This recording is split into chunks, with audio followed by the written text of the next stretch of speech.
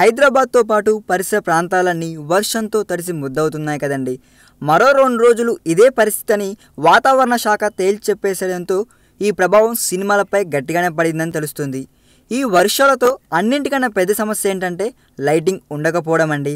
అయితే Baahubali 2 climax shooting కోసం Ramoji film సిటీలో పెద్ద పెద్ద సెట్స్ వేసుకుని మరీ పిక్చరైజేషన్ చేస్తున్న యూనిట్కి ఈ వర్షన్ బ్రేక్ వేసే పరిస్థితి తీసుకొచ్చిందంటండి.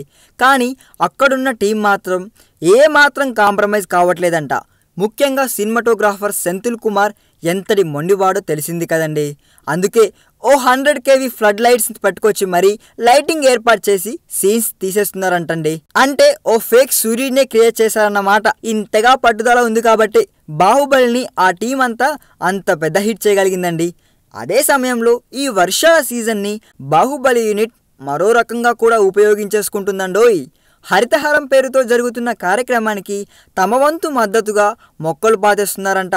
ఒకవైపు తాను ఏర్పాటు చేసిన లైటింగ్ని ఫోటోలు తీసి సినిమాటోగ్రాఫర్ పోస్ట్ చేస్తే, ఇటు హరితహారం ఎపిసోడ్కి సంబంధించిన ఫోటోల్ని బాహుబలి యూనిట్ పోస్ట్ చేసిందండి. ఒకే రోజు 2 రకాల యాక్టివిటీస్తో బాహుబలి రచ్చ మామూలుగా లేదనుకోండి. ఈ వీడియో మీకు నచ్చినట్లయితే సబ్స్క్రైబ్ చేయండి. ఫిలిమి స్టార్స్ బోలెడంత న్యూస్ బోల్డ్గా.